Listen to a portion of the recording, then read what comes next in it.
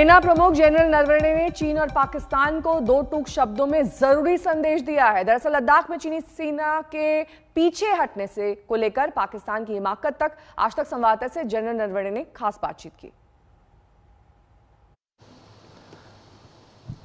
लद्दाख सरहद पर पिछले 1 साल से ज्यादा वक्त से भारत और चीनी सेनाएं आमने सामने खड़ी थी, लेकिन अब दोनों सेनाएं अपनी जगहों पर वापस लौटी हैं।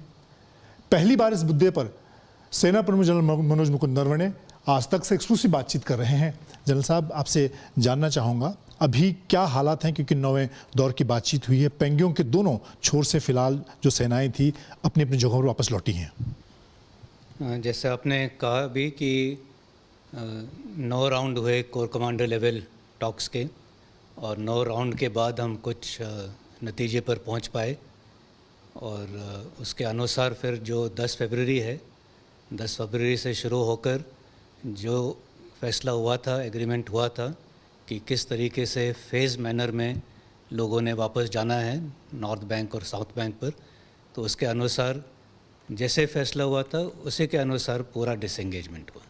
और अभी नॉर्थ बैंक पे, साउथ बैंक पे और कैलाश रेंज पर वहाँ से अपने अपने LAC के अपने अपने तरफ जो अपने परमानेंट लोकेशंस थे वहाँ पर दोनों फ़ौज के टुकड़ियाँ वहाँ वापस चले गए हैं। और इससे जो LAC पर टेंशन हो गया था वो काफ़ी हद तक क्यों वो पूरे तरीके से अभी निकल गया है। और क्योंकि फ़ौज अभी आमने सामने नहीं है तो कोई ऐसे इंसिडेंट होने का भी जो खतरा था वो भी टल गया है। गलवान घाटी की खूब चर्चा रही, इसके अलावा फिंगर 4 के इलाकों की चर्चा रही। ऐसा भी कहने की कोशिश की गई कि भारत ने अपनी कुछ ज़मीन को खोना पड़ा है। सेना प्रमुख के तौर पर क्या आप भरोसा दिला सकते हैं कि भारतीय सेना ने अपनी कोई ज़मीन इस पूरे मामले में खोई है? जैसे कि कई बार मैंने पहले भी कहा है कि जो भी हमें चर्चा हम कर रहे थे, और इस पर जब दोनों देशों के डिफेंस मिनिस्टर्स की बात हुई, फॉरेन मिनिस्टर्स की बात हुई, हमेशा हमारा स्टैंड यही रहा है कि जो स्टेटस को था अप्रैल 2020 का, उसी पर हमने वापस जाना है, और जो भी एग्रीमेंट हुआ है वो उसी के अनुसार हुआ है। अभी कुछ ऐसे इलाके हैं जिसको लेकर बात होनी है, गोगरा की बात हम कर रहे हैं, हॉट स्प्रिंग की बात कर रहे हैं, वहाँ पर किस तरह की प्रोग्रेस है, किस तरह से बातचीत आगे बढ़ रही है? तो कई मुद्दे थे जिन पर बातचीत होनी है, और पहले हमने शुरुआत की जहाँ ज़्यादा टेंशन था और जहाँ पे सिचुएशन ख़राब होने की आशंका थी, और इसलिए हमारा फोकस नॉर्थ और साउथ बैंक पर था। लेकिन और भी 1-2 इलाके हैं जहाँ पर बातचीत जारी रहेगी, और हमें पूरी उम्मीद है कि इस बातचीत के साथ और डिस्कशन के साथ जो बाकी थोड़े से मुद्दे हैं उस पर भी हम कोई सहमति हम ला पाएंगे।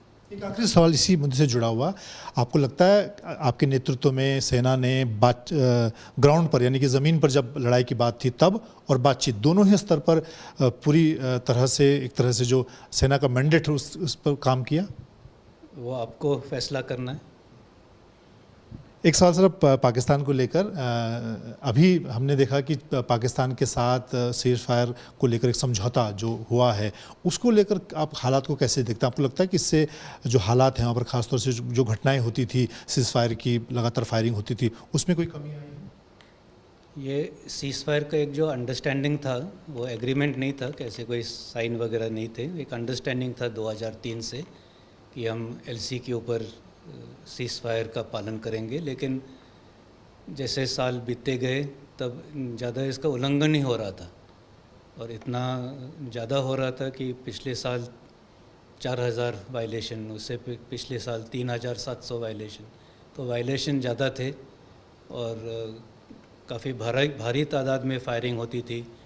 आर्टिलरी का भी फायरिंग होता था, मोटर्स का भी फायरिंग होता था, और इससे कोई मतलब किसी भी साइड को कोई फ़ायदा नहीं था, बल्कि दोनों साइड पर जो सिविलियन पॉपुलेशन थे, आबादी थी, उन्हीं को ज़्यादा नुकसान हो रहा था।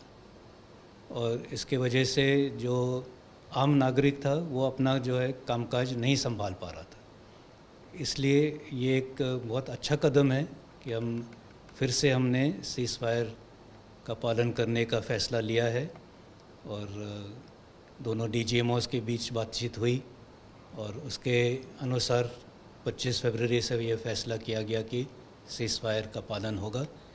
और ये बहुत अच्छी बात है कि 25 फरवरी के बाद 1-2 दिन ज़रूर लगे ऑर्डर्स को निचले लेवल तक पहुंचने के लिए, लेकिन 1-2 दिन के बाद पूरे मार्च के महीने में तकरीबन कोई सीज़ फायर वायलेशन नहीं हुआ है। आर्टिलरी फायरिंग बिल्कुल बंद है। एक आधा कई स्मॉल आर्म्स फायर के 1-2 चिटपुट राउंड ज़रूर फायर हुए होंगे, लेकिन वो भी अपने एरिया में या गैप में, लेकिन ऐसे वायलेशन के तौर पर नहीं। नमस्कार, मैं हूं अंजना ओम कश्यप। हमें उम्मीद है ये वीडियो आपको पसंद आया होगा। लेटेस्ट खबरों के लिए यूं ही देखते रहिए आज तक और इस वीडियो के पसंद आने पर लाइक, शेयर एंड सब्सक्राइब करना ना भूलें।